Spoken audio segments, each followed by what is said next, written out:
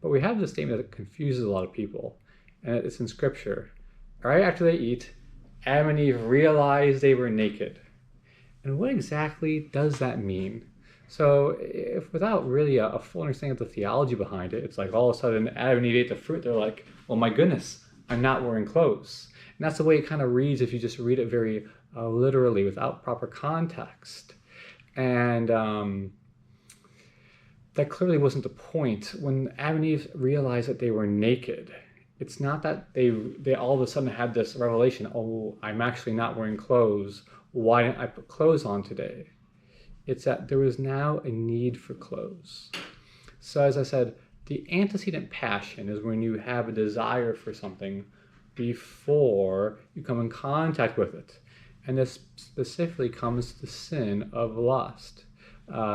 Before the fall, you would have seen your spouse, and then when it was time to have the proper relations, you just would have done that, right? There would not be this strong craving for the marital act. But after the fall, right, before you would even determine to engage in the marital acts, there is now a desire for it and a craving for it. So in order to prevent the opposite sex from taking pleasure, illegitimate pleasures in this, it's necessary to cover your bodies, because man now has antecedent passion. Without the antecedent passion, there's no longer an inordinate desire for the marital act. Something that in our society just is hard for us to understand, but it's part of the gifts Adam and Eve were given.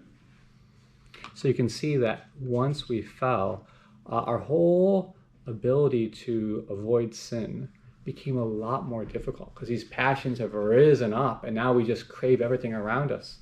And now, before everything was in proper order, now a big part of our life is training our virtues and passions and putting them in order so they only desire legitimate goods at the proper places and at the proper times.